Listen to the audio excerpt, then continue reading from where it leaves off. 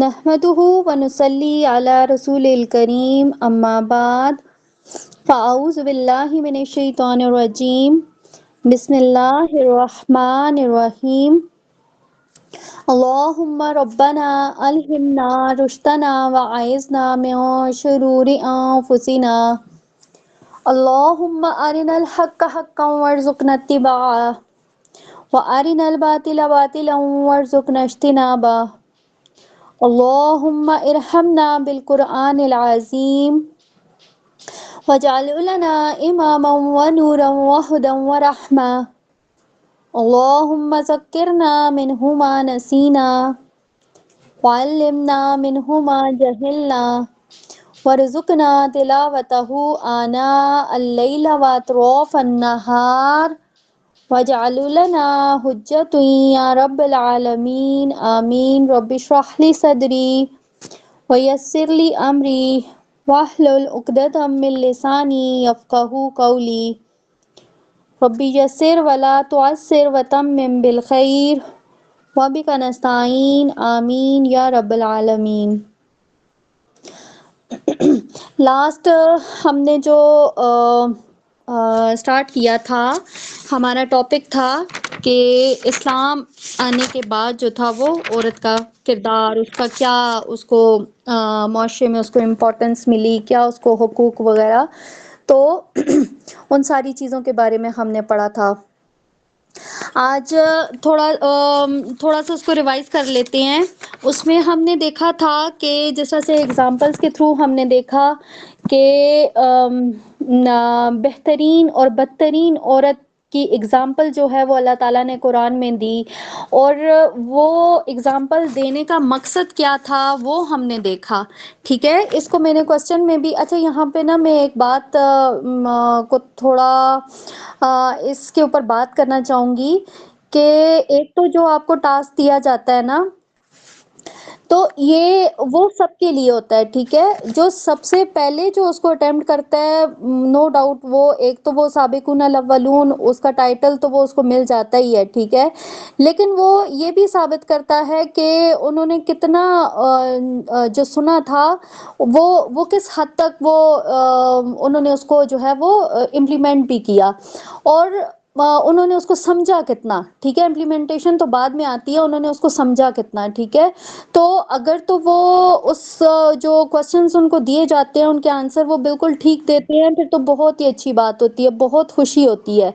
لیکن اگر let suppose کوئی 3 کوسچن ملے، 4 کوسچن ملے، کوئی ایک بھی کوسچن اگر بیچ میں سے غلط ہو گیا، تو باقی سارے اتنے لکیر کے فقیر ہوتے ہیں کہ وہ اسی کو کاپی پیسٹ مارے چلے جاتے ہیں۔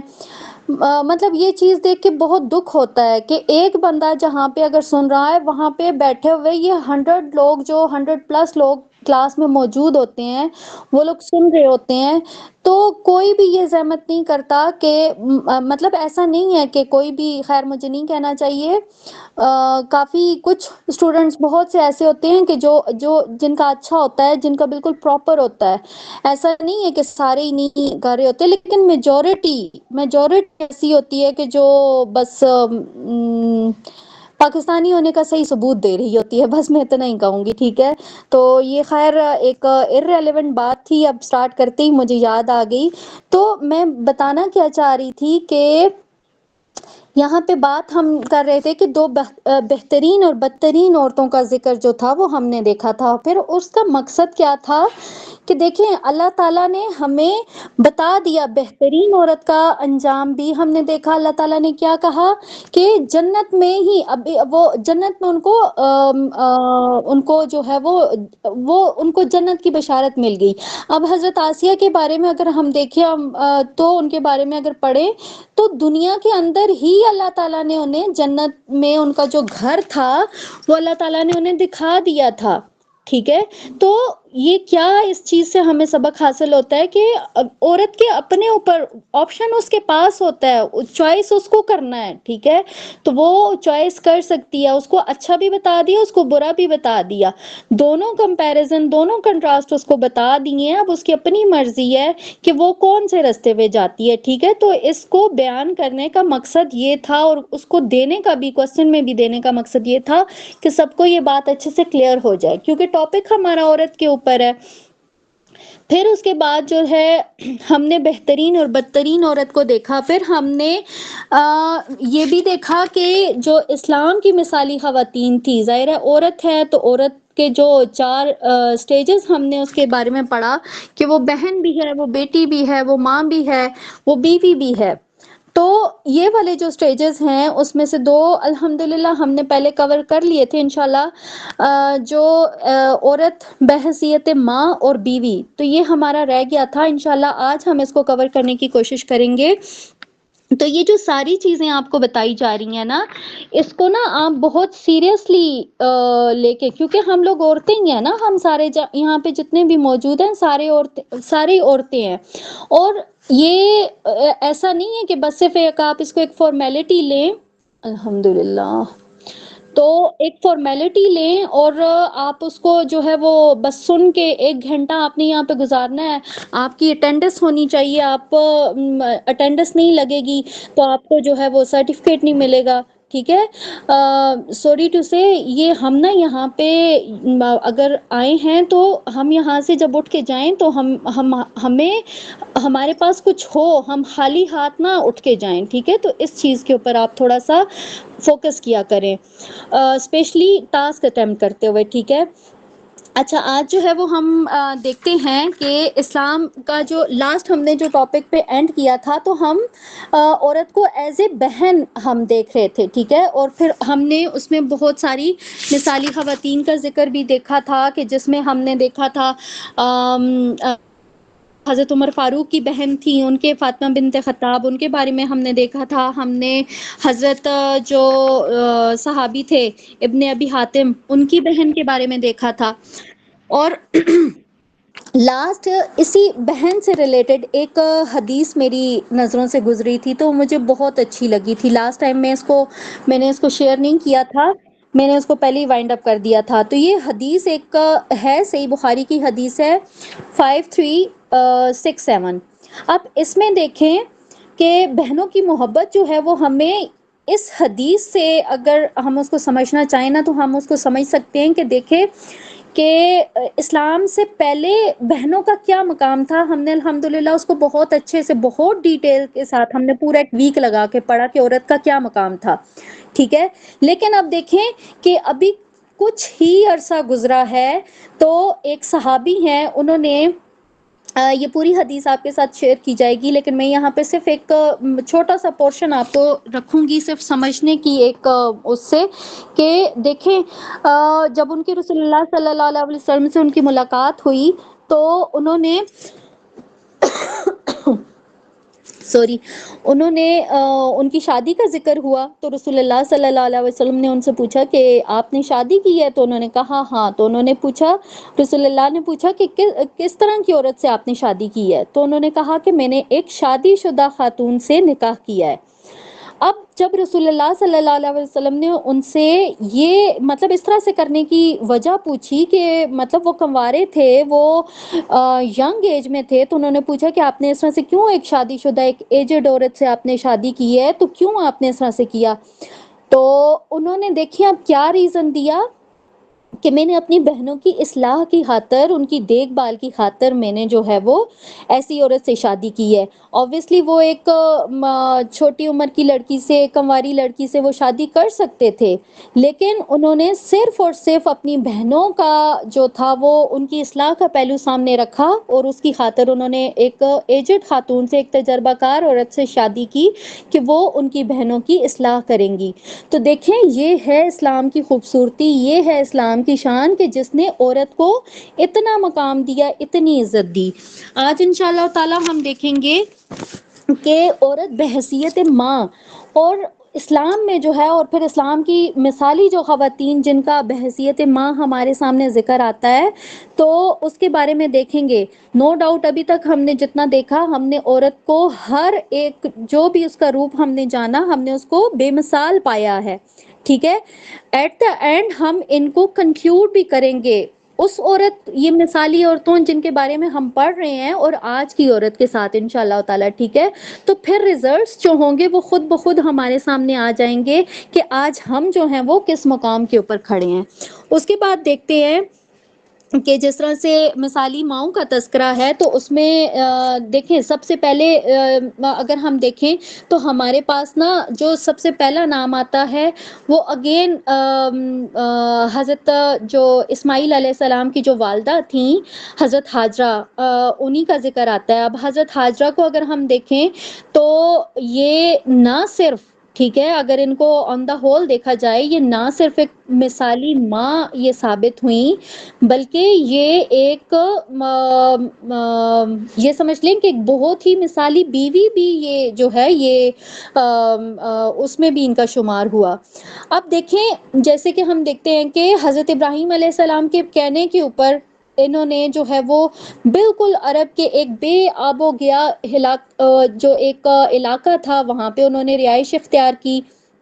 اور پھر جب ان کو ان کے ہسبینڈ کی طرف سے یہ چیز معلوم ہوئی کہ یہ یہاں پہ جو ان کی رہائش ہے وہ اللہ تعالیٰ کا حکم ہے، اللہ تعالیٰ کی مرضی ہے، تو دیکھیں انہوں نے آگے ایک بالکل ایک لفظ اپنی زبان سے نہیں نکالا، اور انہوں نے صرف اتنا کہا کہ یہ اگر اللہ کا حکم ہے تو ٹھیک ہے، یہ پھر مجھے منظور ہے.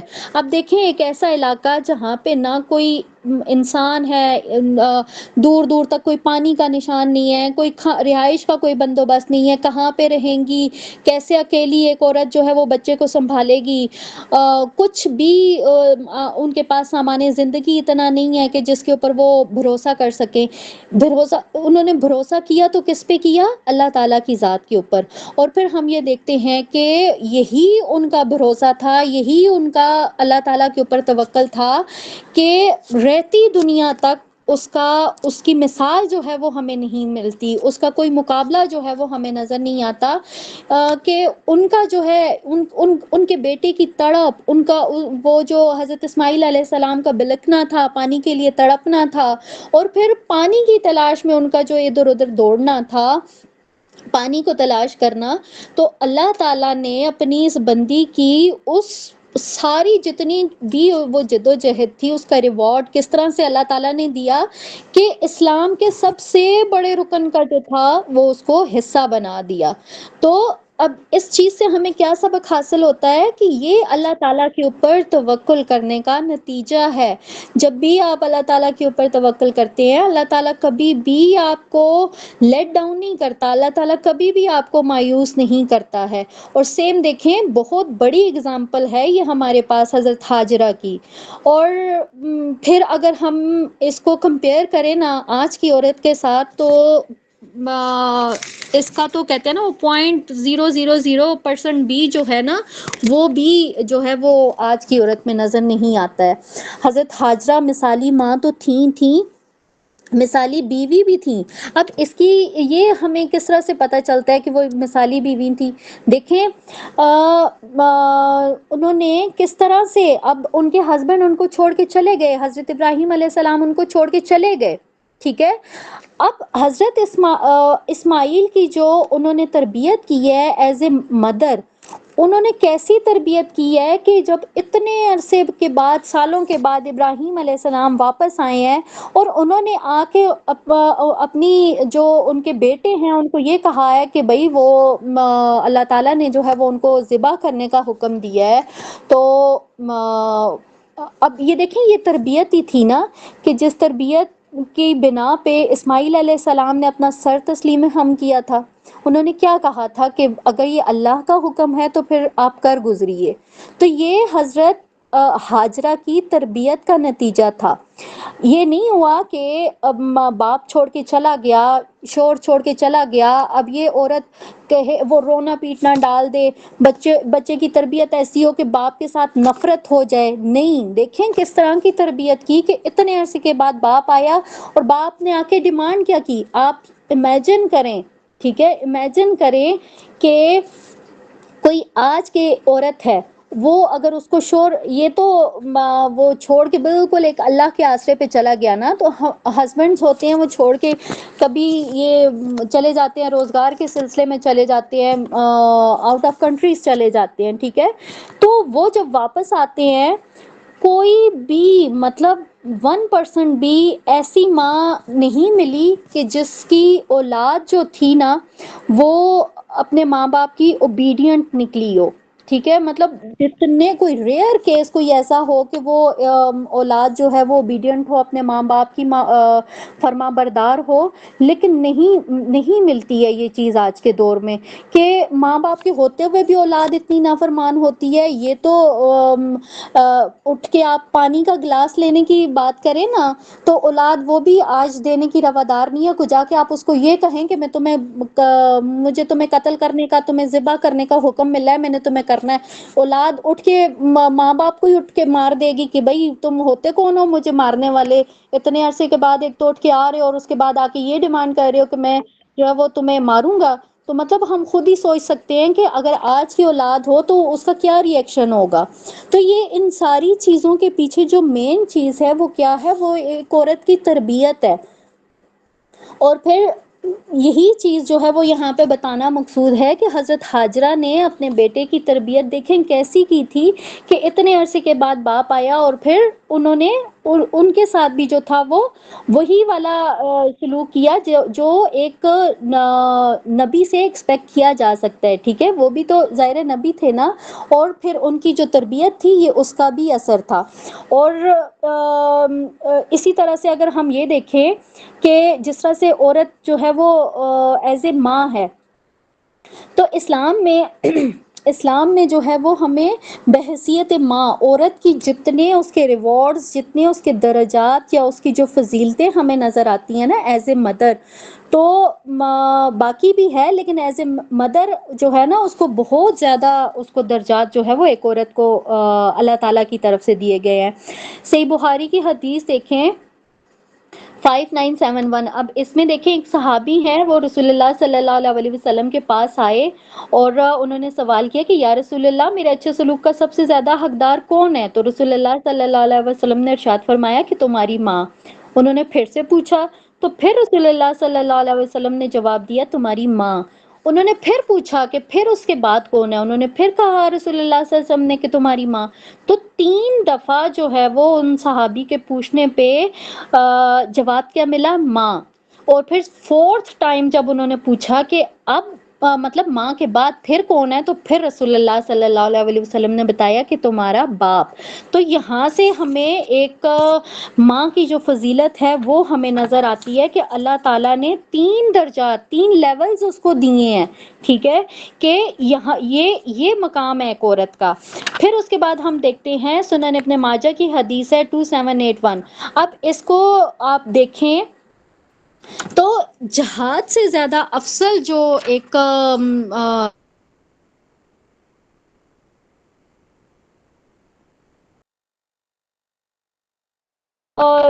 سب سے بڑا ریوارڈ اس کا کیا ہے؟ آپ شہید ہو جاتے ہیں، آپ کے لیے ڈائریکٹ جنت ہے، ٹھیک ہے۔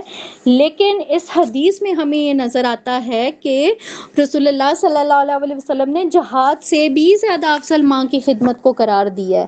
تو یہ دیکھیں یہ اسلام کے اندر ایک ماں کا جو ایک کردار ہے، یہ اللہ تعالیٰ نے جو ہے وہ اس کو یہ عظیم رتبہ عنایت کیا ہے۔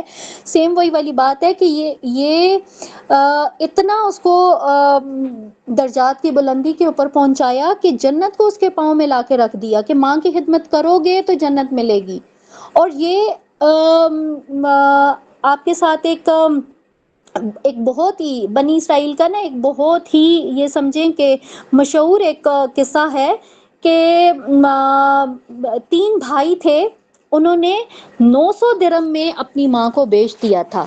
آپ امیجن کر سکتے ہیں یہ اسلام سے پہلے کا واقعہ ہے کہ انہوں نے 900 درہم میں 3 بھائیوں نے اپنی ماں کو بیچ دیا اور 300 درہم جو تھے وہ انہوں نے آپس میں ڈیوائیڈ کر لیے۔ تو اسلام سے پہلے یہ ایک ماں کی جو تھی وہ اوقات تھی یا یہ ایک ماں کی حیثیت تھی۔ تو اسلام ہی کی یہ روشنی تھی جس نے عورت کو ہر روپ میں، چاہے وہ بہن ہے، چاہے وہ بیٹی ہے چاہے وہ ماں ہے، ہر ایک روپ میں عورت کو باعزت کیا، اس کو مقدم ٹھہرایا۔ اسی طرح سے ہم دیکھ لیتے ہیں کہ اسلام میں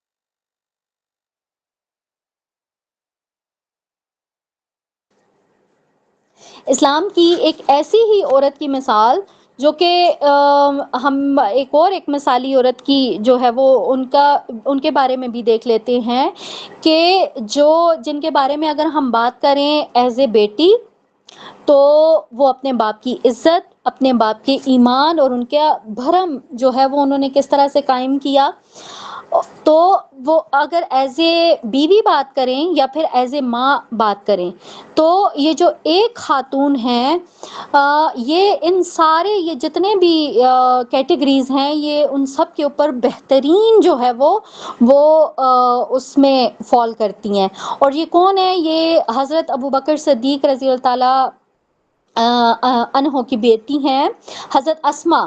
ٹھیک ہے، حضرت اسماء جو ہیں، یہ ہجرت مدینہ کے دوران انہوں نے جو حضرت ابوبکر صدیق کا بہت زیادہ ساتھ دیا تھا۔ انہوں نے سفر کے لیے جو تھا رسول اللہ صلی اللہ علیہ وسلم اور حضرت ابوبکر صدیق جو نکلے تھے ہجرت کر کے مکہ سے، تو زادے راہ جو تھا وہ انہوں نے ان کو دیا، حضرت اسماء انہوں نے ان کو سارا سامان تیار کر کے دیا۔ پھر جب یہ غار میں 3 دن ان کا سٹے تھا، تو وہاں پہ بھی یہ کھانا وغیرہ جو تھا یہ وہاں پہ یہ پہنچایا کرتی تھیں۔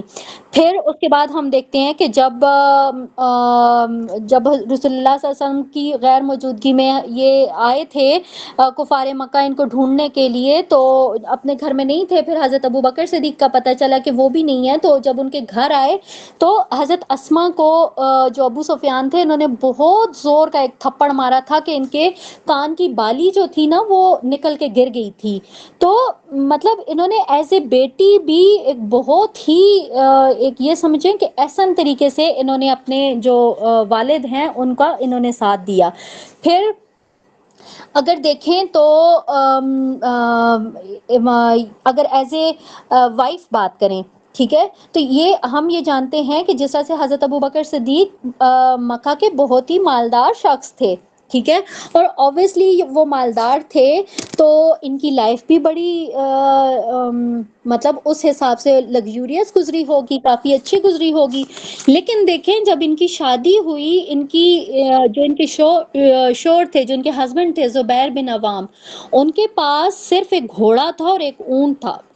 یہ ایک گھوڑے اور ایک اونٹ کے علاوہ ان کے پاس کچھ بھی نہیں تھا۔ لیکن یہاں پہ دیکھیں کہ آپ نے جو حضرت اسماء ہیں انہوں نے کبھی کسی چیز کی شکایت نہیں کی، اور انہوں نے اپنے آپ کو اتنا زیادہ جفاکش اور محنت اور مشقت کا عادی بنایا کہ گھر کے کام کاج کے ساتھ ساتھ انہوں نے جو جانور تھے ان کا بھی دانا پانی اس کا بھی بندوبست کرتی تھی، ایون پانی بھی یہ جو تھا وہ ڈھو کے لایا کرتی تھی، پانی کی ذمہ داری بھی جو تھی وہ انہوں نے اپنے سر لے لی۔ تو بحیثیت بیوی بھی یہ ایک مثالی عورت جو تھی وہ ثابت ہوئی۔ لیکن اگر انہی خاتون کا ایز اے مدر اگر ہم بات کریں تو انہوں نے ایسی مثال قائم کی ہے کہ اسلام سے محبت اور ایمان کی حفاظت کی خاطر انہوں نے اپنے بیٹے کو قربان کر دیا۔ اب تھوڑا سا یہ تو ہسٹری سے ریلیٹڈ تھوڑا سا سبجیکٹ آ جاتا ہے، لیکن میری بہت خواہش ہے کہ میں یہاں پہ اس چیز کو بیان کروں، کیونکہ یہ ایسے واقعات ہیں کہ ہم صحیح معنوں میں اس چیز کو سمجھ سکتے ہیں کہ اسلام میں جو حقیقی ماں یا حقیقی بیوی یا بہن، یہ والے جو کیریکٹرز ہیں یہ حقیقی طور پہ اگر دیکھا جائے تو حقیقی یہ جو کیریکٹرز ہیں ہمیں تب نظر آتے ہیں کہ جب اسلام کی شروعات تھی۔ آج اگر ہم دیکھیں مائیں بہنیں بیٹیاں آج بھی ہمیں ملتی ہیں، ہم لوگ خود بھی تو مائیں بہنیں بیٹیاں ہیں نا، لیکن ہم میں اور ان عورتوں میں یقین جانے کہ زمین اور آسمان کا ڈفرنس ہے. ہم لوگ کبھی بھی جو ہے نا یہ ان لوگوں تک، ان خواتین تک کبھی بھی نہیں پہنچ سکتے ہیں. تو اس لیے میری یہ خواہش ہے کہ میں یہ واقعات یہاں پہ رکھوں کہ ہمیں ہم میں سے کچھ نہ کچھ تو ہم لینا، ہم کچھ نہ کچھ تو ہم اس سے سیکھ، ہم اپنے لیے لرننگ پوائنٹ کچھ نہ کچھ تو نکال سکتے ہیں.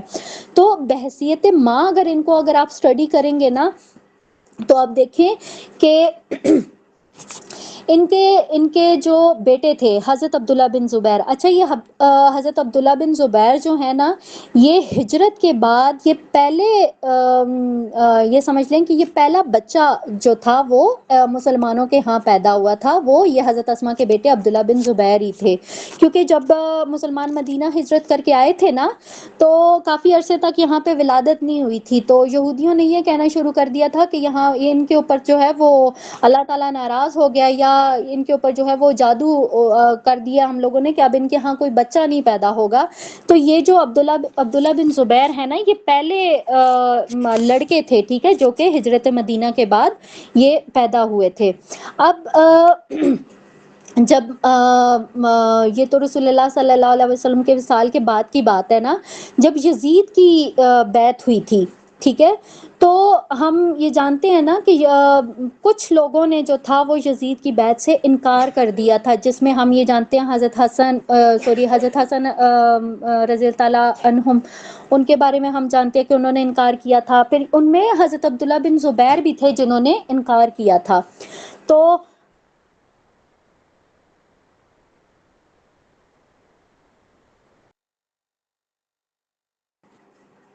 یہ جو عبداللہ بن زبیر تھے یہ انہوں نے بھی یزید کی بیعت سے انکار کیا تھا، اور یہ مدینہ سے نا مکہ چلے گئے تھے.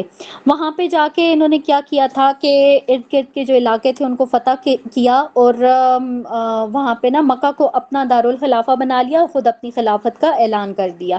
اب یزید کی لائف میں یزید کی ہمت نہیں ہوئی کہ وہ ان کے ساتھ مقابلہ کرتا. لیکن یزید کے بعد جو اگلا شخص عبد الملک بن مروان یہ جب حکمران بنا تھا نا تو اس سے یہ چیز برداشت نہیں ہوئی. اس نے کیا کیا کہ حجاج بن یوسف اس نے مقرر کیا، ٹھیک ہے، کہ وہ جائے اور ان کا مقابلہ کرے.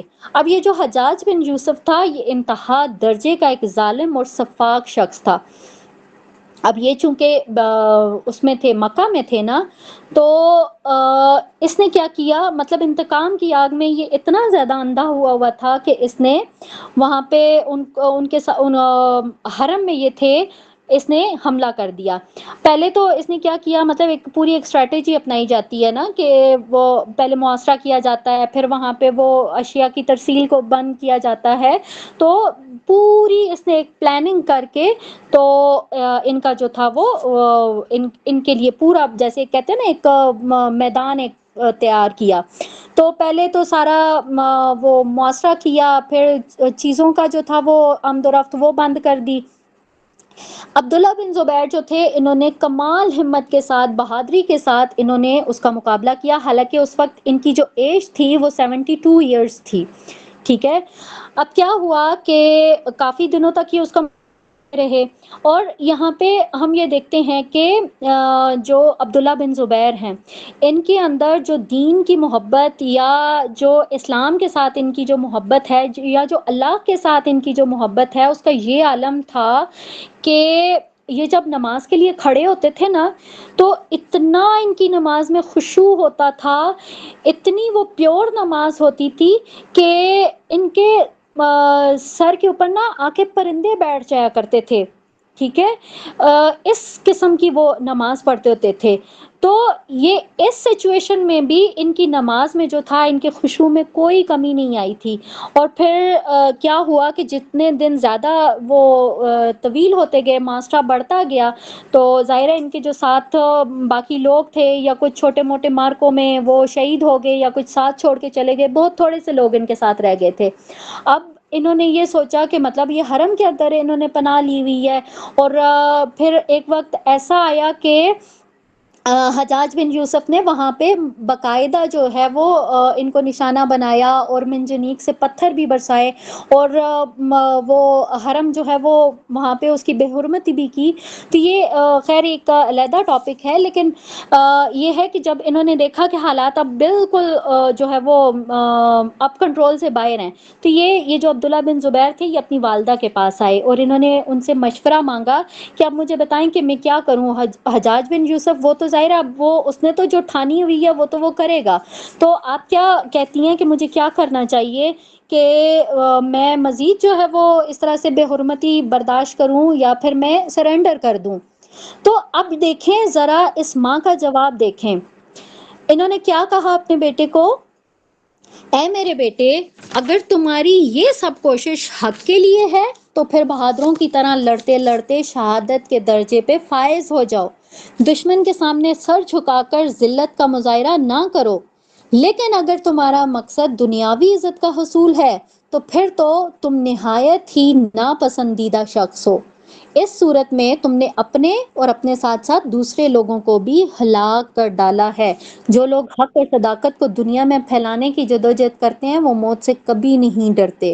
اب یہ جو ورڈز تھے ان کی ماں کے، اب جیسے ہی انہوں نے یہ سنا تو یہ اٹھ کے چلے گئے، اور یہ انہوں نے اس کے حجاج بن یوسف کے ساتھ مقابلہ کیا، اوبویسلی یہ تعداد میں کم تھے تو لڑتے لڑتے یہ شہید ہو گئے۔ اب حجاج جو تھا اس کو اس کا ٹارگٹ اچیو ہو گیا، اس کی تو یہی ٹارگٹ تھا نا کہ اس نے عبداللہ بن زبیر کو ان کو مارنا تھا۔ اب جیسے ہی اسے عبداللہ بن زبیر کی شہادت کا پتہ چلا تو وہ بہت خوش ہوا، اور اس نے مطلب جتنا اسٹرکٹ ریزسٹنٹ عبداللہ بن زبیر اس کے لیے رہے تھے اس نے اتنا ہی جو تھا وہ انتقاماً اس نے کیا کہ جو عبداللہ بن زبیر تھے ان کی لاش کو ہجون کے مقام پر سولے پہ لٹکا دیا بطور عبرت۔ اب کیا ہوا کہ 3 دن گزر گئے، حضرت عبداللہ بن زبیر کی لاش جو ہے وہ چوراہے کے اوپر لٹک رہی ہے، تو کسی نے جا کے ان کی والدہ کو بتایا کہ جی اس طرح سے وہ شہید ہو گئے اور ان کی لاش اس طرح سے لٹک رہی ہے۔ تو جیسے ہی ان کو یہ بات معلوم ہوئی تو یہ اپنے بیٹے کی لاش کو دیکھنے کے لیے آئیں، تو جیسے ہی انہوں نے اپنے بیٹی کی لاش کو دیکھا تو لکیلی حجاج بن یوسف جو تھا وہ بھی اس وقت وہاں پہ موجود تھا۔ انہوں نے اپنے بیٹے کو دیکھتے ہی اب یہ ورڈز دیکھیں کیا وہ الفاظ ہیں، انہوں نے کیا کہا، بیٹے کی لاش لٹک رہی ہے 3 دن سے، اور اس عظیم ماں کے آپ جملہ دیکھیں کہ وہ کیا ہے کہ کیا اس سوار کے اترنے کا ابھی بھی وقت نہیں آیا؟ مطلب امیجن کریں اس ماں کا حوصلہ، اس ماں کا ضبط، کہ انہوں نے کس ہمت کس حوصلے سے کہا ہوگا کہ ابھی بھی یہ سوار جو ہے یہ اپنی سواری سے نہیں اترا۔ تو یہاں سے ہم یہ جو اسماء بنت ابی بکر ہیں ہم ان کا اندازہ لگا سکتے ہیں کہ یہ کس لیول کی یہ خاتون ہوئی ہوں گی کہ بحیثیت ماں ان کا تذکرہ کریں تو لاجواب ہیں، بحیثیت بیوی بات کریں تو بے مثال ہیں، ٹھیک ہے، بحیثیت بیٹی بات کریں تو مطلب ان کی مثال نہیں ملتی۔ تو ایسی ایسی مائیں، ایسی ایسی عورتیں بھی اسلام کے اندر جو ہیں وہ تھیں، لیکن وہی بات ہے نا کہ ہم ان کو کمپیریزن نہیں کر سکتے ہیں آج کی عورت کے ساتھ۔ سیم اسی طرح سے ایک اور خاتون ہے، اور بہت ہی مطلب بہت خوشی سے میرا یہ دل تھا کہ میں ان کا بھی ذکر کروں، اور وہ کون ہے؟ سیدہ ام عمارہ، یہ سوری سیدہ ام سلیم۔ اگر آپ صحابیات کے ذکر کریں گے تو آپ کو بے شمار ایسی صحابیات نظر آ جائیں گی جو ایز اے بیوی، ایز اے ماں، ہم ان کے اگر واقعات دیکھیں تو مطلب ہم ان کو کمپیریزن نہیں کر سکتے ہیں۔ لیکن یہ جو سیدہ ام سلیم ہے یہ حضرت انس بن مالک جو ہیں یہ ان کی والدہ تھیں۔ اب یہ حضرت انس وہی ہیں کہ جن کا ذکر ہمیں اکثر احادیث میں نظر آتا ہے، ٹھیک ہے، ہم پڑھتے ہیں نا کہ حضرت انس سے روایت ہے، بہت ساری احادیث کے یہ راوی ہیں، ٹھیک ہے۔ تو جب یہ جو سیدہ ام سلیم ہیں، جب انہوں نے اسلام قبول کیا تھا تو ان کے ہسبینڈ راضی نہیں تھے، بہت کوشش کی لیکن وہ دائرہ اسلام میں داخل نہیں ہوئے، ٹھیک ہے۔ تو پھر انہوں نے کیا کیا، اسلام کو اپنے بیٹے کے اندر جو تھا اس کو انڈھیلنا شروع کیا، کیونکہ ہم یہ بات جانتے ہیں نا، بچہ تو اپنے ماں کے دین کے اوپر ہوتا ہے، جو ماں کو کرتا ہوا دیکھتا ہے وہی کرتا ہے۔ سیم یہاں پہ بھی ایسا ہی ہوا۔ اب کیا ہوا کہ جب ام سلیم ایک دفعہ وہ ان کو کلمہ پڑھا رہی تھی تو ام سلیم کے شوہر آ گئے، جب ان کو یہ معلوم ہوا، انہوں نے دیکھا تو انہوں نے کیا کہا کہ بھائی تم تو میرے بیٹے کو غلط راستے کے اوپر لے کے جا رہی ہے، تم تو اس کو بے دین کر رہی ہو۔ اب دیکھیں ایک ہسبینڈ کی وہ کیا وہ کہہ رہی ہیں کہ جی آپ تو میرے بیٹے کو بے دین کر رہی ہو۔ تو اس بات پہ کیا ہوا کہ دونوں میں لڑائی ہو گئی، اور یہ جو ام سلیم ہیں، ان کے جو ہسبینڈ تھے مالک بن نضر، یہ حضرت انس بن مالک ہے نا، ان کے جو فادر تھے مالک بن نضر، یہ لڑائی اتنی طویل ہوئی کہ یہ ان کو چھوڑ کے شام چلے گئے۔ اب یہ وہاں پہ گئے، وہاں پہ کوئی ان کا پرانا کوئی دشمن تھا، اس نے ان کو مار دیا، چنانچہ یہ قتل ہو گئے۔ اب پھر کیا ہوا کہ یہ جو ام سلیم ہیں، یہ انہوں نے پھر اپنی عدت وغیرہ گزاری، اور پھر ان کو کافی زیادہ شادی کے جو تھے وہ پیغامات آئے۔ اب ان پیغامات میں ایک ان کے اپنے ہی قبیلے کا ایک شخص تھا، ابو طلحہ، ٹھیک ہے، انہوں نے بھی ان کو شادی کی پیشکش کی، لیکن یہ جو ابو طلحہ تھے یہ بھی مشرک تھے۔ تو انہوں نے کیا کیا کہ زیادہ ضروری یہ سمجھا کہ ان کو پہلے اسلام کی دعوت دی جائے، اس کے بعد جو ہے وہ ان سے نکاح کیا جائے۔ تو انہوں نے سیم ایسے، اب یہ دیکھیں بہت ہی حکیمانہ انداز میں انہوں نے جو تھا وہ ابو طلحہ جو تھے ان کو اسلام کی دعوت دی۔ اس کو ان شارٹ میں بیان کرتی ہوں کہ یہ جو ابو طلحہ تھے انہوں نے جو دعوت تھی وہ اس کو قبول کر لیا، اور پھر ان کا نکاح بھی ہو گیا۔ اور یہ جو ابو طلحہ ہیں انہوں نے اسلام قبول کیا تو ایز اے حق مہر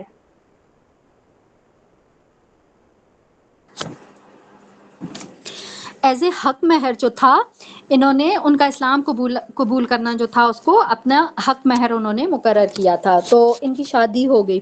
اب یہ جو ابو طلحہ تھے یہ ام سلیم کی وجہ سے اسلام قبول انہوں نے کیا تھا، لیکن یہ بہت ہی زبردست صحابی جو تھے، یہ بعد میں ثابت ہوئے، بہت ساری جنگوں میں بھی انہوں نے جو تھا وہ رسول اللہ صلی اللہ علیہ وسلم کا ساتھ دیا۔ اور یہ دونوں نہ صرف ابو طلحہ بلکہ یہ جو ام سلیم تھی یہ بھی جنگ میں شرکت کیا کرتی تھیں، اور یہ زخمیوں کی مرہم پٹی وغیرہ اور یہ سارے اس طرح کے کام کیا کرتی تھیں۔ تو یہاں پہ اگر دیکھیں تو وہی جو ایک ان کے جو بیٹا، اب ان کی تربیت دیکھیں کہ انہوں نے اپنے بیٹے کی کس طرح سے تربیت کی ہے، کہ ان کا جو ابو طلحہ کے ساتھ نکاح تھا نا، وہ انہی کے بیٹے یہ جو حضرت انس ہے نا انہوں نے پڑھوایا تھا، اور پھر انہوں نے اپنے بیٹے کے اندر اور اپنے شوہر کے دل کے اندر اسلام کی اتنی محبت وہ پیدا کی، اس قدر اس کو پروان چڑھایا کہ بہت ہی حضرت انس جو ہیں یہ بہت ہی یہ سمجھ لیں کہ مطلب ہم ان کے بارے میں جانتے ہیں نا کہ بہت پائے کہ یہ صحابی جو ہیں یہ ثابت ہوئے۔ اور بحیثیت بیوی اگر دیکھیں تو ان کا ایک واقعہ جو ہے وہ بہت ہی زیادہ مشہور ہے کہ ایک دفعہ ان کے جو ہسبینڈ تھے ابو طلحہ وہ کہیں سفر پہ چلے گئے، ٹھیک ہے، اور جب وہ ان کی غیر موجودگی میں ہی ان کے بیٹے کی ڈیتھ ہو گئی۔ اب یہاں پہ دیکھیں کہ ایز اے مدر انہوں نے کتنی ہمت کا مظاہرہ کیا کہ کوئی شور یا واویلا مچائے بغیر انہوں نے کیا کیا، اپنے بیٹے کو غسل دیا، اس کو کفن پہنایا، اس کو تیار کر کے اس کو لٹا دیا، ٹھیک ہے۔ رات کو جب ان کے شوہر واپس آئے تو انہوں نے کیا کیا کہ مطلب اپنی شوہر کی ہر ضرورت، ان کا کھانا پینا، ایون حاجت تک سب کچھ جو ہے وہ کلیئر کرنے کے بعد بہت ہی حکیمانہ انداز میں اب ان سے یہ کوسچن کرتی ہیں کہ مجھے جواب دیں کہ اگر کوئی کسی کی کوئی چیز اگر کوئی کسی کو کوئی چیز دے پھر وہ اس کو واپس لے لے تو کیا اس بات کے اوپر غصہ یا افسوس کرنا چاہیے یا نہیں؟ تو ابو طلحہ نے جواب دیا کہ اس میں افسوس یا غصہ کرنے والی تو obviously ظاہر ہے کوئی بات نہیں ہے۔ تو انہوں نے کہا کہ ٹھیک ہے، تو پھر آپ کا بیٹا جو ہے وہ فوت ہو گیا ہے، اور ظاہر ہے وہ اللہ نے دیا تھا، اس نے واپس لے لیا، تو پھر افسوس کیسا؟ تو اب یہ ایسی بات تھی کہ اب اس کے اوپر ابو طلحہ کے پاس سوائے انا للہ پڑھنے کے اب ان کے پاس کوئی جواب نہیں تھا. تو یہاں پہ دیکھیں کہ کیسی باکمال ایک نکتہ شناس اور حاضر دماغ عورت تھیں یہ، کہ کس طرح سے انہوں نے جو تھا وہ اپنے سارے حقوق و فرائض جو کچھ بھی تھا وہ اپنے ساری ڈیوٹی سر انجام دینے کے بعد اپنے بیٹے کی جو ڈیتھ کی خبر ہے وہ اپنے ہسبینڈ کو انہوں نے کس طرح سے دی ہے. ٹھیک ہے، تو یہاں سے یہ ہمیں پتہ چلتا ہے کہ یہ جو پاؤں کے نیچے جنت والی جو خوشخبری ہے نا، یہ ہم خوش تو بحیثیت عورت ہم بہت خوش ہوتے ہیں کہ بھائی ہمارے بارے میں ہے. تو یہ اس طرح کی عورتوں کے متعلق یہ جو خوشخبریاں ہم پڑھتے ہیں نا ہماری آنکھوں کے سامنے آتی ہیں، تو یہ ایسی عورتوں کے متعلق وہ جنت کی بشارتیں ہیں. اصل معنی یہ ہے کہ جن کے پاؤں کے نیچے جنت کو اللہ تعالیٰ نے رکھا ہے، یہ ہے وہ عورت کہ جس کے لیے جنت کو جو ہے وہ واجب کیا گیا ہے. تو یہ جو واقعات ہیں ان سب کو رکھنے کا مقصد یہی ہے. دیکھیں کہ اصل عورت جس کو اللہ تعالیٰ نے ہم نے لاسٹ لیکچر میں دیکھا تھا نا کہ رسول اللہ صلی اللہ علیہ وسلم نے بہترین متاع کہا تھا کہ دنیا کا بہترین متاع کیا ہے؟ عورت ہے. ٹھیک ہے، پھر وہی عورت جنت کی مالک، جنت جس کے لیے واجب، جنت کی بشارت. تو یہ والی عورت ہے کہ جس کے لیے یہ ساری خوشخبریاں ہیں. ٹھیک ہے، اور پھر عورت ہی ہے جس کے بارے میں ہم نے لاسٹ ٹائم بھی یہی پڑھا تھا، اور پھر رسول اللہ صلی اللہ علیہ وسلم نے یہ بھی کہا تھا کہ میرے جانے کے بعد میں مردوں کے حق میں کوئی بھی فتنہ عورتوں سے زیادہ میں نقصان دہ نہیں سمجھتا. اب اس کی وجہ کیا ہے کہ ایک طرف تو جو ہے وہ عورت کو اتنا بلند مقام دیا گیا ہے. ٹھیک ہے، اور پھر دوسری طرف یہ اسی عورت کو جو ہے وہ فتنہ بھی کہا گیا ہے. تو الحمدللہ اللہ تعالیٰ کا میں لاکھ شکر ادا کرتی ہوں کہ بہت حد تک ہمارے سامنے نا راہیں ہموار ہو چکی ہیں اب تک، کہ ہمیں معلوم ہو گیا ہے اب تک کہ اگر اس کو بہترین متاع کہا گیا ہے تو وہ کون سی عورت ہے، اور اگر اسی عورت کو فتنہ کہا گیا ہے تو وہ پھر کون سی عورت ہے. تو وجہ کیا ہے؟ اس کی وجہ یہی ہے کہ جب عورت ان اوصاف، ان اخلاق، ان خصوصیات اور کمالات سے اگر وہ آراستہ ہوگی تو وہ دنیا کی بہترین متاع جو ہے وہ ثابت ہوگی. اور جب وہ بہترین متاع ہوگی تو وہ اللہ اور اس کے رسول کی نظر میں بلندی کی انتہائی منزلوں تک وہ پہنچ جائے گی. ٹھیک ہے، اور پھر اسی طرح سے ہم یہ دیکھتے ہیں کہ جب یہی عورت اگر سیدھے راستے سے ہٹ کر برائی کے راستے پہ جائے گی تو پھر وہ کیا ہوگا کہ وہ بدترین مخلوق یا پھر فتنہ ہی وہ قرار پائے گی. تو الحمدللہ یہاں پہ ہمارا یہ والا ٹاپک کمپلیٹ ہو جاتا ہے. یہاں پہ آج میری کوشش ہے کہ میں اس کو وائنڈ اپ کر دوں. لاسٹ ٹائم میں نے آپ کو کہا تھا کہ میں آپ کو نا ایک چھوٹا سا ٹاپک میں نے اس میں ارینج کیا ہے کہ اسلام کی روشنی میں مومن عورت کے اوصاف کیا ہونے چاہیے. الحمدللہ ہم نے اتنا زیادہ پڑھ لیا تو ہمیں ایک مومن عورت کے اوصاف ضرور ہمیں معلوم ہونے چاہیے کہ ایک عورت کے اندر کیا کیا کوالٹیز ہونی چاہیے. ٹھیک ہے، کہ وہ عورت جو ہے وہ جو جس کے لیے جنت کی بشارتیں ہیں وہ عورت کیسی ہوگی. ٹھیک ہے، تو انشاءاللہ ہم اس کو دیکھ لیتے ہیں. آپ کے ساتھ انٹروڈکشن میں بھی ایک آیت شیئر کی گئی تھی. ٹھیک ہے، سورہ احزاب کی آیت نمبر 35، جس میں ہم نے دیکھا تھا کہ قرآن مجید کے اندر ایک مومن عورت کے اوصاف جو تھے وہ بیان کیے گئے تھے. اب وہ آیت کیا تھی؟ ہم نے دیکھا تھا نا کہ ان المسلمین والمسلمات والمؤمنین والمؤمنات. تو یہاں یہ ٹرانسلیشن آپ کے ساتھ شیئر کی جائے گی، پورا ریفرنس اس کو ضرور آپ پڑھیے گا. لیکن یہاں پہ ہم پہلے اس آیت کا شان نزول دیکھ لیتے ہیں. ٹھیک ہے، اب یہ آیت نازل کیوں ہوئی؟ تو اس کے پیچھے دو روایات جو ہیں وہ ہمیں ملتی ہیں. ایک تو حضرت ام سلمہ کا ذکر جو ہے وہ نظر آتا ہے، اور ایک جو ہے وہ حضرت ام عمارہ ہیں ان کا ذکر جو ہے وہ نظر آتا ہے. یہ انصاری خاتون تھی، ان کا ذکر نظر آتا ہے کہ انہوں نے ایک دفعہ رسول اللہ صلی اللہ علیہ وسلم کے پاس آ کے یہ مطلب ایک طرح سے وہ کہتے ہیں نا، شکایت کرتے ہیں کہ بھئی ہر چیز مرد کے متعلق ہے، ہر انسٹرکشن مرد کے متعلق ہے، تو عورتوں کے لیے کیا کچھ بھی نہیں ہے؟ عورتیں کیسے جائیں گی جنت میں؟ تو تب اللہ تعالیٰ نے یہ آیت نازل کی، اور اسپیشلی اس میں عورت کو بھی مرد کے ساتھ، اگر مرد کا ذکر کیا تو اس کے ساتھ عورت کا بھی ذکر کیا گیا. ٹھیک ہے. اور پھر اس آیت کے اندر ہمیں اوصاف نظر آتی ہیں، وہ کوالٹیز نظر آتی ہیں کہ جن کے اوپر چل کے ایز اے فیمیل ہم جنت کے حقدار ہو سکتے ہیں. وہی جنت کہ جس کو اللہ تعالیٰ نے ایک عورت کے پاؤں کے نیچے رکھا ہوا ہے. ٹھیک ہے. تو اب اس آیت کے اندر کیا جو اوصاف ہیں وہ کیا ہیں؟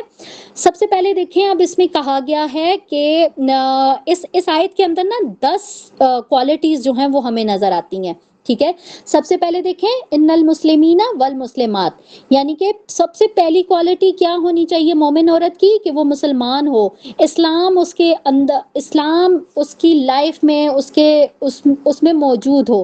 اب اسلام کے بارے میں ہم الحمدللہ بہت اچھے سے مطلب ہماری یہاں کلاس میں میجورٹی، بہت کم نیو اسٹوڈنٹس ہوں گے، میجورٹی وہی اسٹوڈنٹس ہیں جو کہ ہمارے آلریڈی ہمارے جو بیچز کے اسٹوڈنٹ ہیں، اور وہ بہت اچھے سے جانتے ہیں اسلام اور ایمان کا فرق. ٹھیک ہے. لیکن یہاں پہ میں اگین اس کو ان شارٹ بریفلی جو ہے وہ یہاں پہ بیان کر دیتی ہوں کہ اسلام کیا ہے؟ اپنے آپ کو کسی کے سپرد کر دینا، کسی کے تابع کر دینا. ٹھیک ہے. تو ظاہر ہے بحیثیت انسان، بحیثیت مخلوق، ہمارا اپنے آپ، ہماری جو سپردگی ہے وہ کس کے لیے ہونی چاہیے؟ کس کی طرف ہونی چاہیے؟ اپنے خالق کی طرف. تو ہمارا خالق، ہمارا معبود چونکہ اللہ ہی ہے، تو ہمیں اللہ ہی کے آگے سرنڈر کرنا ہے، اور اسی کا نام اسلام ہے. ٹھیک ہے. اب اس میں اگلی جو بات کیا کی گئی ہے، والمؤمنین مؤمنات سوری. اب یہاں پہ اسلام کی بات ہوگی. اب اسلام جو ہے وہ پہلی سٹیج ہے کہ آپ اسلام میں داخل ہو گئے، آپ نے کلمہ پڑھ لیا، آپ مسلمان ہو گئے. اب اگلی سٹیج کیا ہے؟ والمؤمنین والمؤمنات، یعنی کہ مومن عورتیں اور مومن مرد. مومن عورتیں کون ہوتی ہیں؟ وہ مومن، یہ کس کی بات ہو رہی ہے؟ ایمان کی بات ہو رہی ہے. ٹھیک ہے. اور ایمان ہم جانتے ہیں کہ جب دائرہ اسلام میں آپ آ جاتے ہیں تو پھر آپ کو اسلام میں اللہ تعالیٰ کے اوپر، نبیوں کے اوپر، کتابوں کے اوپر، آپ کو غیب کے اوپر، ان ساری چیزوں کے اوپر ایمان لانا آپ کے لیے مست ہوتا ہے. اگر آپ یہ دعویٰ کرتے ہیں کہ آپ مومن ہیں تو آپ کے لیے یہ ان ساری چیزوں کے اوپر ایمان لانا مست ہوتا ہے. ٹھیک ہے. اگر آپ کے دل میں ذرا سا بھی شک آ جائے غیب کے حوالے سے، رسولوں کے حوالے سے، ٹھیک ہے، کتابوں کے حوالے سے ذرا سا بھی شک آ جائے نا، تو سمجھیں کہ آپ کا ایمان جو ہے نا وہ ڈاواں ڈول ہے. ٹھیک ہے. اگلی بات دیکھیں اسی آیت کے اندر، والقانتین والقانتات. قانتینا اس سے کیا مراد ہے؟ ٹھیک ہے. تو یہ قانتینا یہ قنوت سے نکلا ہے، اور قنوت کے بھی اگر میننگز آپ دیکھیں نا تو وہ اطاعت کے آتے ہیں، اور اس سے کیا مراد ہے؟ کمپلیٹ اطاعت، کمپلیٹ فرما برداری. اس طرح کی فرما برداری کہ کسی بھی حکم میں ذرا برابر بھی آپ وہ کیا سوچنے کا آپ کے پاس جو ہے نا وہ آپشن نہیں ہے. ٹھیک ہے. ایسی اس کو کہتے ہیں اطاعت، کہتے ہیں کہ آپ کے سامنے کوئی چیز آئی، آپ نے اس کو ایز اٹ از ایکسپٹ کر لیا، آپ نے اس کے اوپر کوئی چوں چرا نہیں کی، کوئی آرگیو نہیں کیا. ٹھیک ہے. تو اس کو اطاعت کہتے ہیں. اب یہاں پہ ہم یہ دیکھتے ہیں کہ اسلام اور ایمان، ٹھیک ہے، یہ جو مین جو صفات ہیں وہ تو ہیں، لیکن اس کے بعد جو ایک مومن عورت کے اندر جو ایک تیسری صفت ہونی چاہیے، صفت وہ کیا ہوگی؟ وہ ہوگی اطاعت. ٹھیک ہے. اب چوتھی صفت کیا بتائی گئی ہے؟ والصادقین والصادقات، یعنی کہ سچائی، صدق سے نکلا ہے نا، تو سچائی کی بھی، صدق کی بھی 3 اقسام ہوتی ہیں، ٹھیک ہے؟ سب سے پہلے آپ کی زبان کی سچائی، آپ زبان سے جو بات نکالیں وہ سچ ہو. ایک مومن عورت جو ہے وہ کبھی بھی جھوٹ نہیں بولتی ہے، ٹھیک ہے؟ پھر اسی طرح سے آپ کے عمل میں سچائی ہو، آپ جو کام کر رہے ہو اس میں صدق پایا جائے، ٹھیک ہے؟ تو یہ سچائی کی جو 3 اقسام ہیں کہ ایک آپ کی زبان میں سچائی پائی جائے، دوسرے آپ کے عمل میں سچائی پائی جائے، ٹھیک ہے؟ اور تیسری جو سچائی کی قسم ہے وہ آپ کے دل کی سچائی ہے. اور دل کی سچائی کیا ہوتی ہے؟ آپ کا ایمان پختہ ہو، آپ کے دل میں نفاق نہ ہو. تو یہ جو ہے نا، یہ ایک بہترین مومنہ، ٹھیک ہے، یہ اس کی نشانی ہے. اب چوتھی صفت کیا بتائی گئی ہے؟ والصابرین والصابرات. اب یہ صابرینہ صبر سے نکلا ہے، ٹھیک ہے؟ اب صبر سے کیا مراد ہے؟ اپنے نفس کو روکنا، اپنے آپ کو کنٹرول کرنا. اگین اگر اس کو کھولا جائے تو صبر کی بھی 3 اقسام ہے، ٹھیک ہے؟ اب سب سے پہلی قسم کیا ہے؟ آپ نے اپنے نفس کو اطاعت کے اوپر آپ نے اس کو کنٹرول کرنا ہے، آپ نے اس کو روکنا ہے کہ آپ جو اطاعت کا دائرہ ہے آپ اس سے باہر نہیں نکل، آپ کا نفس اس سے باہر نہ نکلے، ٹھیک ہے؟ دوسرا کیا ہے؟ آپ نے اپنے نفس کو گناہوں سے روکنا ہے. پھر تیسرا کیا ہے کہ اگر آپ کی لائف میں آپ کو کوئی مصیبتیں، آپ کو کوئی پریشانیاں پیش آتی ہیں تو آپ نے اپنے نفس کو کنٹرول کرنا ہے. آپ کا نفس آپ کے اوپر حاوی نہ ہو، آپ کا نفس آپ کو اتنا مجبور نہ کرے کہ آپ اللہ تعالیٰ کے آگے گھٹنے جو ہیں وہ ٹیک کے کھڑے ہو جائیں. نہیں، اللہ میرے ساتھ کیوں ہوا یہ؟ اگر میرے اوپر کوئی پریشانی ہے یہ تو میں ہی کیوں، ٹھیک ہے؟ تو یہ نہیں، ہم نے اپنے نفس کو کنٹرول کرنا ہے. ایک مومنہ کی صفت کیا ہے کہ اس کے اندر صبر ہونا چاہیے. اسی لیے اللہ تعالیٰ نے یہاں پہ بتایا والصابرین والصابرات. مردوں کو ہی نہیں بتایا، عورتوں کو بھی مینشن کر کے کہا، ٹھیک ہے؟ اگلی اگر قسم دیکھیں، چھٹی قسم، وہ کیا ہے؟ والخاشعین والخاشعات. خشوع سے نکلا ہے نا، تو خشوع سے کیا مراد ہے؟ کہ آپ کا جو دل ہے وہ اللہ تعالیٰ کی طرف جھکا ہوا ہو، آپ کا لگاؤ اللہ تعالیٰ کے ساتھ ہو. کیونکہ اگر آپ کے دل میں خشوع نہیں ہے نا تو آپ کبھی بھی اللہ تعالیٰ کی طرف نہیں جھک سکتے ہیں. اگلی صفت دیکھیں، والمتصدقین والمتصدقات. اب اس سے کیا مراد ہے؟ صدقہ کرنے والی عورتیں اور صدقہ کرنے والے مرد. یہاں پہ سخاوت سے جو ہے وہ ریلیٹڈ ہے نا، کہ ایک عورت کے اندر، ایک مومنہ عورت کے اندر سخاوت کا جذبہ ہونا چاہیے.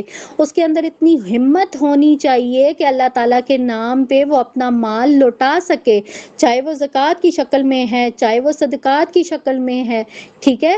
تو یہاں پہ صدقہ کرنے کے لیے مومن عورت کو اسپیشلی اللہ تعالیٰ نے نام لے کے بتایا کہ عورت بھی اگر وہ اس طرح سے، اگر اس کے اندر، اب یہاں پہ مال لوٹانے کے لیے کیوں کہا گیا؟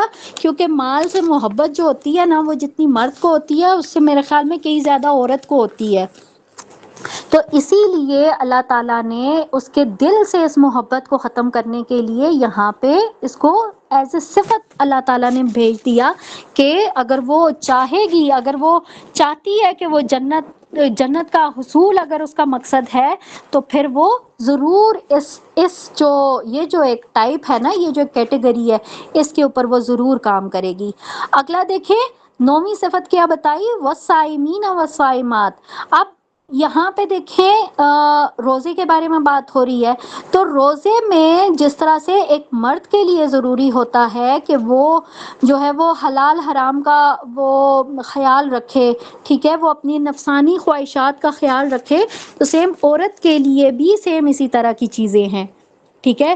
اور پھر اسی طرح سے والحافظین فروجہم والحافظات. اب اس سے کیا مراد ہے کہ یہ جو اپنی عفت اور عصمت کی جو ایک اپنی شرمگاہ کی حفاظت کی جو ایک صفت بتائی گئی ہے نا، یہ اسپیسیفکلی اگر اس میں بات کریں نا تو یہ عورتوں کے لیے بہت امپورٹنٹ ہے، بہت ہی زیادہ امپورٹنٹ. کہ عورت کی جو ہے نا، اگر اس کے اندر اپنی یہ والی اگر یہ کوالٹی نہیں ہے نا، اپنی عفت اور اپنی عصمت کی حفاظت، تو یہ سمجھ لیں کہ وہ پھر عورت کی تعریف سے وہ والی عورت جو ہے وہ خارج ہو جاتی ہے، ٹھیک ہے؟ تو یہ جو کچھ اور جو آخری صفت اسی آیت کے اندر جو ہے وہ اللہ تعالیٰ نے بتائی ہے وہ کیا ہے؟ وَالذَّاکِرِینَ وَالذَّاکِرَاتِ، یعنی کہ اللہ تعالیٰ کا ذکر کرنے والے مرد بھی اور عورتیں بھی۔ اب یہاں پہ اگر ہم دیکھیں تو یہ جو آخری جو صفت اللہ تعالیٰ نے بیان کی ہے ذکر اللہ کی، ٹھیک ہے، تو یہ جو ہے یہ اللہ تعالیٰ کا جو ذکر ہے یہ زبانی بھی ضروری ہے، یہ قلبی ذکر بھی ہونا چاہیے اور یہ عملی ذکر بھی ہونا چاہیے، ٹھیک ہے۔ زبانی ذکر سے کیا مراد ہے کہ آپ کی زبان جو ہے وہ ہر وقت اللہ تعالیٰ کے ذکر سے تر ہونی چاہیے، ٹھیک ہے۔ تو بینگ اے فیمیل یہاں پہ کیوں اس بات کے اوپر جو ہے وہ زیادہ ایمفسائز کیا گیا کہ عورت کی جو زبان ہے نا وہ کن کن چیزوں میں زیادہ مصروف ہوتی ہے، الحمدللہ وہ بینگ اے فیمیل ہم بہت اچھے سے ہم سب جانتے ہیں، ٹھیک ہے۔ تو اسی لیے اللہ تعالیٰ نے یہ جو آخری صفت بتائی ہے والذاکرین والذاکرات، تو اس کو بہت اچھے سے سمجھنے کی ضرورت ہے کہ آپ کی زبان کے اوپر جو ہے وہ ہمیشہ اللہ تعالیٰ کا ذکر ہو۔ اب اللہ تعالیٰ کے ذکر سے کیا مراد ہے؟ آپ تلاوت قرآن کریم بھی کر سکتی ہیں، آپ تسبیحات بھی ذکر کر سکتی ہیں، آپ درود شریف بھی ذکر کر سکتی ہیں، کچھ بھی، لیکن آپ کی زبان کے اوپر وہ ہونا چاہیے نہ کہ چغلی، غیبت، کسی کی برائیاں، یہ سارا کچھ، ٹھیک ہے۔ تو بتانے کا مقصد کیا ہے کہ آپ کی زبان کے اوپر ہر وقت اللہ تعالیٰ کا ذکر ہونا چاہیے۔ پھر اس کے ساتھ آپ کا جو قلبی ذکر کی بات کی گئی ہے تو آپ کا نہ صرف زبان آپ کی اللہ تعالیٰ کا ذکر کر رہی ہو بلکہ آپ کا دل بھی اس کی طرف متوجہ ہو، ٹھیک ہے۔ اور پھر عملی ذکر کی جو بات کی جا رہی ہے تو عملی ذکر میں آپ کی نماز آ جاتی ہے، آپ کا روزہ آ جاتا ہے، آپ کا حج آ جاتا ہے، ٹھیک ہے۔ تو یہ ساری ذکر کی اقسام ہے۔ تو یہاں پہ ہم نے صرف اس ایک ہی آیت میں ہم نے دیکھا کہ اللہ تعالیٰ نے ایک ہے تو یہ مرد اور عورت دونوں کے لیے ہے، ٹھیک ہے، لیکن بینگ اے فیمیل ہم یہاں پہ دیکھیں تو ایک مومن عورت کے لیے یہ 10 اوصاف جو اللہ تعالیٰ نے اس آیت کے اندر بیان کیے ہیں تو یہ بہت امپورٹنٹ ہے۔ اگر انہی ساری چیزوں کے اوپر بینگ اے فیمیل ہم اگر کرتے ہیں نا، کام کرتے ہیں، ٹھیک ہے، اور اگر اپنے آپ کو کامیاب کر لیتے ہیں تو اس کا ریوارڈ اسی ہی آیت کے اندر، ٹھیک ہے، اللہ تعالیٰ نے لاسٹ میں کیا بتایا کہ لاسٹ میں آپ دیکھیں کہ وَلَهُمْ أَجْرٌ عَظِيمًا، کہ جن کے اندر یہ جو صفات پائی جائیں گی، یہ جو 10 صفات یہاں پہ بیان کی گئی ہیں تو ان کے لیے پھر جو ہے وہ اللہ تعالیٰ کی طرف سے اجر عظیم ہے۔ تو یہ تو ایک آیت کے حوالے سے میں نے آپ کے سامنے جو ہے وہ رکھی ہے۔ صرف تھوڑا سا ٹائم مجھے پتہ ہے کہ ہو گیا ہمارا کمپلیٹ، لیکن 2 احادیث دیکھ لیں، ہم آج اپنے اس ٹاپک کو یہاں پہ وائنڈ اپ کر دیتے ہیں، ٹھیک ہے، کہ ایک حدیث ہے آپ کے ساتھ، صحیح مسلم کی حدیث ہے 3635۔ تو یہاں پہ دیکھیں کہ یہاں پہ یہ بتایا گیا ہے کہ ایک مومن عورت کے اندر کیا کیا اوصاف ہونے چاہیے، کیا کیا خصوصیات ہونی چاہیے جن کی وجہ سے ایک مرد کو جو ہے وہ اس کو ترجیح دینی چاہیے، ٹھیک ہے۔ تو یہاں اس حدیث میں ہمیں کیا پتہ چلتا ہے کہ ایک عورت سے 4 وجوہات کی بنا پر نکاح کیا جائے، ایک اس کے مال کی وجہ سے، ایک اس کے حسب نسب کی وجہ سے، ایک اس کی خوبصورتی کی وجہ سے، اور ایک اس کے دینداری کی وجہ سے۔ اور اسی حدیث میں آپ دیکھیں گے لاسٹ میں کیا کہا گیا ہے کہ آپ ایک عورت سے ان وجوہات کی بنا پہ شادی کر سکتے ہیں، لیکن جو دینداری ہے نا اس کو اگر آپ پرائیورٹی رکھیں گے تو آپ کامیاب ہو جائیں گے، ٹھیک ہے۔ اسی طرح سے کیونکہ یہ جو دینداری ہے نا یہ اگر کسی عورت کے اندر آ جاتی ہے نا تو یہ ایک عورت کا وہ والا ایک وصف ہے، یہ وہ والی ایک خوبی ہے کہ اگر وہ عورت اگر حسب نسب میں یا اگر اپنی مال و جائیداد میں اگر وہ اس کی کوئی حیثیت نہیں ہے، مطلب کمتر بھی ہے، تو اگر اس کے اندر دینداری ہے نا تو وہ ان ساری چیزوں کو وہ کمپیٹ کر جاتی ہے، ٹھیک ہے۔ اور اسی طرح سے ایک حدیث اور دیکھیں مسند احمد کی 1573، اب اس میں جو ہے وہ کیا کہا گیا ہے کہ سوری، اب اس میں اگر آپ دیکھیں گے تو اس میں یہ کہا گیا ہے کہ اگر جو ایک عورت ہے، ٹھیک ہے، اگر وہ اپنی شرمگاہ کی حفاظت کر لیتی ہے، ٹھیک ہے، اور پھر اس کے ساتھ اگر وہ نیک ہوتی ہے اور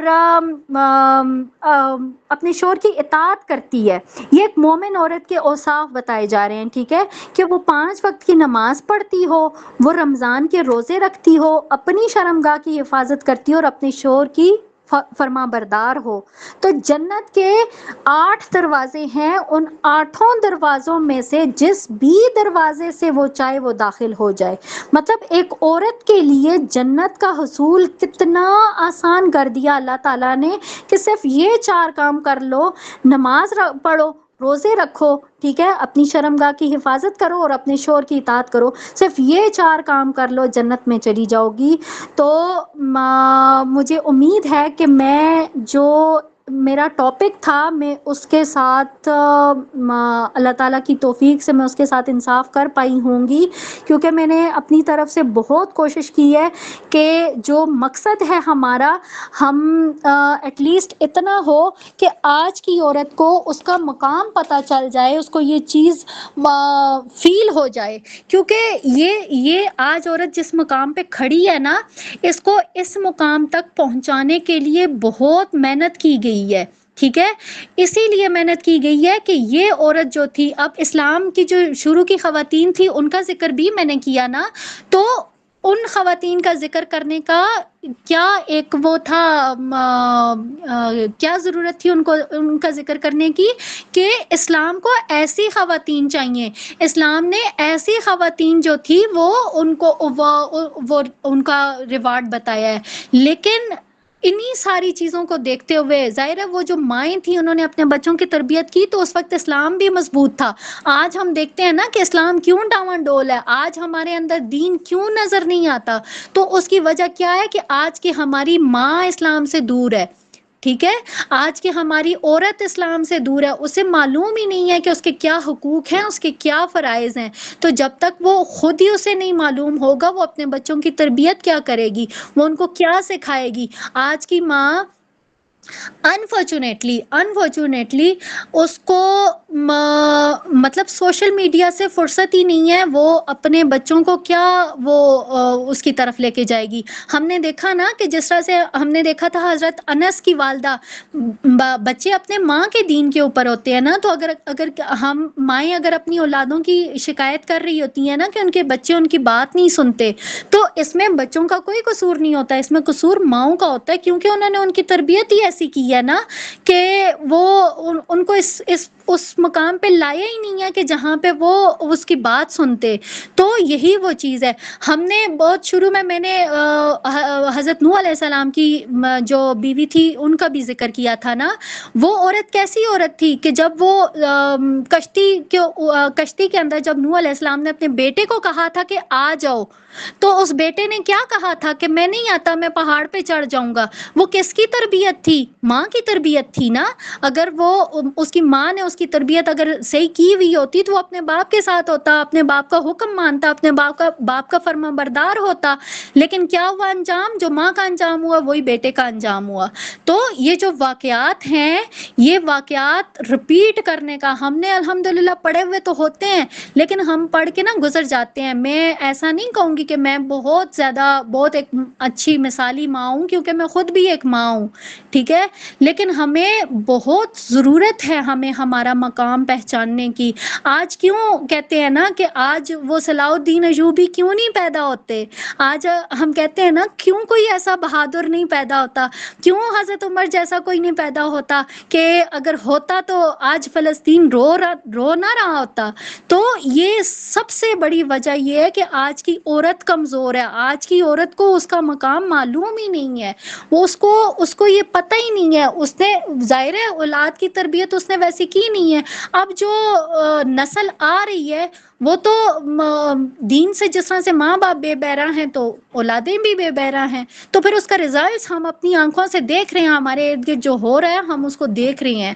تو بس اللہ تعالیٰ سے ہم یہ دعا کر سکتے ہیں کہ اللہ تعالیٰ جو ہے وہ ہمیں اسلام کی جو حقیقی جو تعلیمات ہیں، جو اسلام کی حقیقی روشنی ہے، اللہ تعالیٰ ہمیں اس سے روشناس کروائیں. ایک عورت کو اس کا جو ایکچوئل اس کا جو مقام ہے نا، جو اس کی اصل حیثیت ہے، جو اس کا مقام ہے، جو اس کا اصل فرض ہے، وہ جو ہے نا وہ اس کی پہچان کروائیں اللہ تعالیٰ، تاکہ دنیا کے اوپر دوبارہ سے صلاح الدین ایوبی جیسے بیٹے مائیں جنم دے سکیں، کہ جو اسلام کی جو ایک یہ آج کے دور میں ایک ڈوبتی نیا ہے نا، وہ اس کو پار چڑھا لے انشاءاللہ. آخری وقت میں ایک وقت آئے گا کہ جب اسلام کو عروج ہوگا، لیکن وہ تب ہی آئے گا کہ جب آج کی ماں جاگے گی. جب آج کی عورت جاگے گی تو یہ تب ہی ہوگا. اللہ تعالیٰ حق بات کو کہنے کی، اس کو سننے کی، اس کو سمجھنے کی، اس کے اوپر عمل کرنے کی توفیق عنایت فرمائے. آمین ثم آمین. بارک اللہ لی و لکم فی القرآن الکریم ونفعنی وإیاکم مما فیہ من الآیات وذکر الحکیم. سبحانک اللہم و بحمدک نشہد ان لا الہ الا انت نستغفرک و نتوب الیک. جزاکم اللہ خیرا کثیرا واحسن الدنیا فی الآخرہ. السلام علیکم ورحمۃ اللہ وبرکاتہ. Too much emotional right now.